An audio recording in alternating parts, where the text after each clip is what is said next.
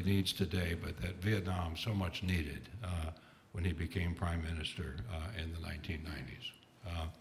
And we're going to follow through, kind of thinking about his contributions. It's my pleasure to introduce Ramu. Ramu, I think you're going to be up next. Ramu has really worked well and so much for us. Ramu Damodaran, who is the former chief of and the first chief of the UN's Academic Impact Program. Ramu. And thank you for your many contributions to the Boston Global Forum over the last couple of years. So, please. Thank you. Thank you so much, Tom, and thank you, Boston Global Forum, for that very eloquent tribute to Prime Minister Vo Van Kiet. And I'd like to echo what you said, Tom, and ask us for a moment to imagine leaving home one morning, saying goodbye to your spouse and children, and hearing later that day that they had been killed in a bombing raid, and to know their bodies would never be recovered. Most of us would have allowed that destruction of our lives to imbue us with a sense of hate, of revenge, of anger. Who amongst us would reach out to those whom we considered our enemies and work with them to create reconciliation, to restore trust, to nurture friendship? And yet, as Tom told us, one man did, and his name was Vo Van Kiet. As Prime Minister of Vietnam from 1991 to 1997, he reciprocated the decision of the Clinton administration of the United States to lift embargoes against Vietnam in 1994, and the normalization of diplomatic relations the following year. As the Foreign Minister of Vietnam told the United Nations that very year, the lifting by the United States upon the embargoes imposed upon Vietnam has opened up new prospects for building and broadening multifaceted cooperation between our two countries and peoples in the service of peace, stability, cooperation, and development in the region and throughout the world. Words which I like to think are emblematic of what the Boston Global Forum itself is trying to do. And that was also an affirmation of what Prime Minister Vo Van Kiet said at the ASEAN summit: gone are the dark days for the Southeast Asian region. In always looking to the future rather than regretting or reliving to the past, he brought to life 5 principles that informed his national and world view, which, in my mind, are important and which I'd like to share with you. 1, that unity in diversity was a driving force to attain national, regional, and global aspirations, as you said, Tom. He gave voice to this in Vietnam itself when he spoke for the need to respect those in his own country who had supported invading forces during the war, so that full national reconciliation could take place. He gave voice to this in ASEAN, where he spoke of uniformity, not a uniformity of identity, but a uniformity of respect by each nation of the independence and sovereignty of other nations. And he gave voice to this globally when he established a consultative group on reform for Vietnam, which included scholars originally from Vietnam, but who were working at the United Nations, in Germany, in Japan, in the United States, among others. After he met the then Japanese Prime Minister Kiichi Miyazawa in Tokyo in 1992, Japan resumed its overseas development assistance to Vietnam in November 92 with a $370 million grant, and indicated willingness to help repay Vietnam's debt to the International Monetary Fund. And then, in October next year, it announced Japan that it would send legal experts to Vietnam to help draft new commercial and investment laws. Vo Van Kiet was a champion of inner-party democracy, and he saw this as a prerequisite for drawing wisdom from the people, a subsidy, as he said, that could propel the country forward, and his assertion that democracy needed to be promoted within the party to ensure freedom of thought.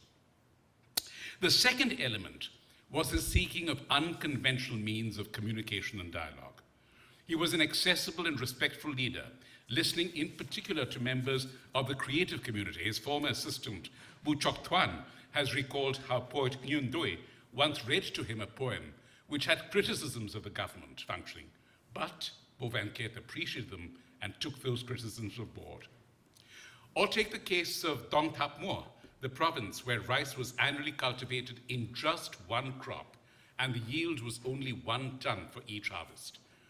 The Prime Minister went directly to talk to the farmers, to communicate with them, wading through the mud to ask what could be done to improve production, and realized what was needed was a breakthrough in the irrigation system.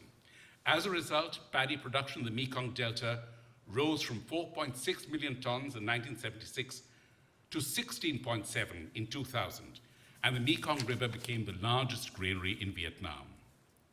Third, what Governor Michael Dukakis has called an open door policy to integrate with the world, in parallel with national reconciliation at home. Too many nations have sought to reach out to the outside world for reasons of politics or commerce, while ignoring the need for cohesion and unity as home. As Secretary Cameron Kerry just said, to reconcile national security with national development is not easy, but this was a mission he made his own. His Vietnam brought together the North and the South, as assuredly as he reached out to the East and the West.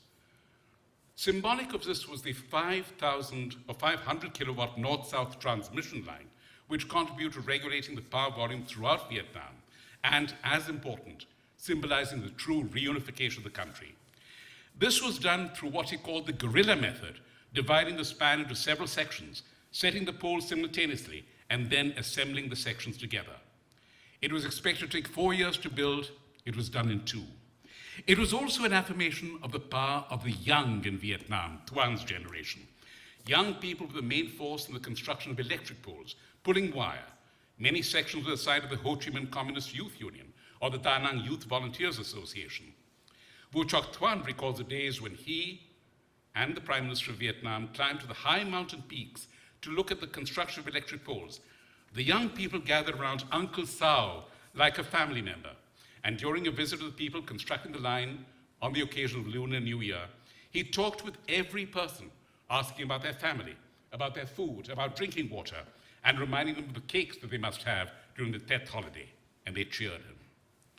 4, the invigorating of the ethic of doi moi, or renovation, with a truly entrepreneurial spirit which allowed the private sector to realize its ambitions and the public sector to seek unexplored areas of adventure. Again, to quote the Vietnam Foreign Minister, the core of this reform and renewal was a multi-sector economy. The average annual growth rate of the national product for the 3 years from 1991 to 93 was 7.3% for the first 6 months of 93, and that rate grew to 8%. In a sense, when you look at these figures, it reminds me of what Francesco referred to yesterday as DRAW, digital rights and wrongs. How you can, through digits, through figures, through the obscurity otherwise of symbols, realize what is right and what needs to be done and what is wrong and what must be averted.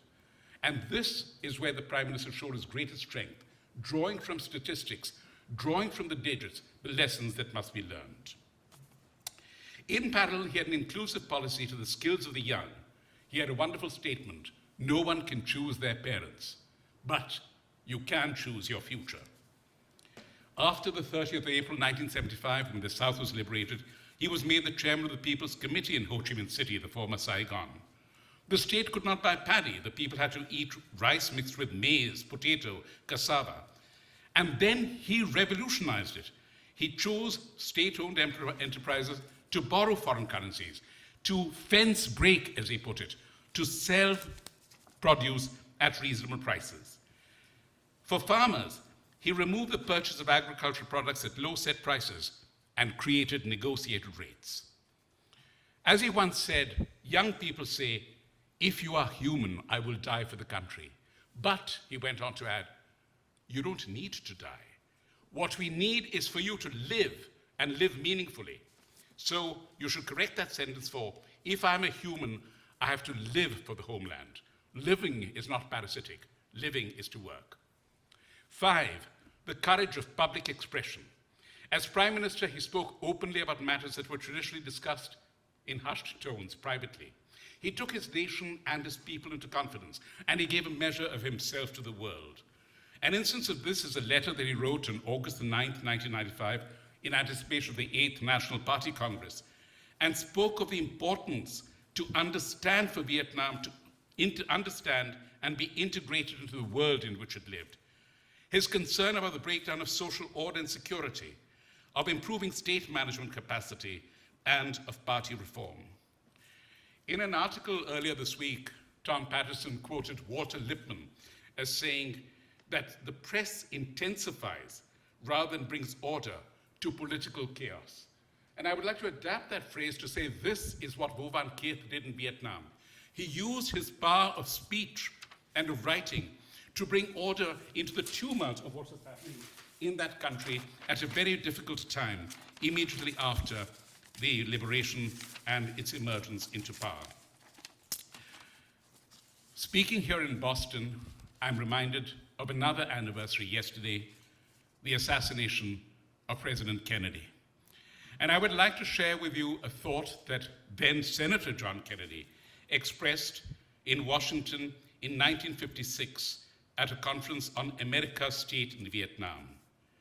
And he said, it is due in part, the role in Vietnam, to the traditional role of American journalism, including readers as well as writers, to be more interested in crises than in accomplishments, to give more space to the threat of war than the need for work, and to write larger headlines on the sensational omissions of the past than the missions of the future. And he went on to say, our neglect of Vietnam is a result of the most serious weaknesses that has hampered the long-range effectiveness of American foreign policy over the last few years. In an oversimplification, as he said, our perception that we are a volunteer fire department for the world. Whenever and wherever fire breaks out, in Indochina, in the Middle East, in Guatemala, in Cyprus, or the Taiwan Straits, our firemen rush in, wheeling up all their heavy equipment and resorting to every known method of containing and extinguishing the blaze. The crowd gathers. The usually successful efforts of our able volunteers are heartily applauded, and then the firemen rush off to the next conflagration, leaving the grateful but still stunned inhabitants to clean up the rubble, pick up the pieces, and rebuild their homes with whatever resources are available. John Kennedy, 1956. In many ways emblematic of John Kerry, who won a Purple Heart in Vietnam and has transformed that Purple Heart into a living, beating mechanism for the wars which today truly need to be fought. The wars against climate change, the war to defend the environment, the war for a more secure world. I would like to end with what to my mind is one of the most emblematic pictures of the reconciliation that was brought. Last March 1991, the United States was president of the United Nations Security Council. On the 31st of March, it handed over the presidency to the next country in alphabetical order in the council, Vietnam.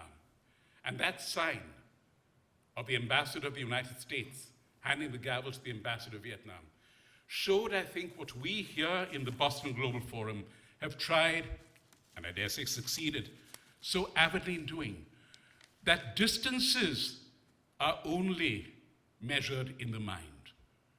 If we reach out, and we have so many means of doing so, through AI, through digital governance, and all that this forum and each one of you wonderful people symbolize, then we can do that together. And when I think of the fact that Prime Minister Vo Van Kiet took office at exactly the same moment that a nation created by the United Nations attained selfhood, the nation of Namibia, where Mats Carlsen's father was the first honorary citizen from Sweden, and the tributes paid in a newspaper called the Namibian to Vo Van Kiet when he died.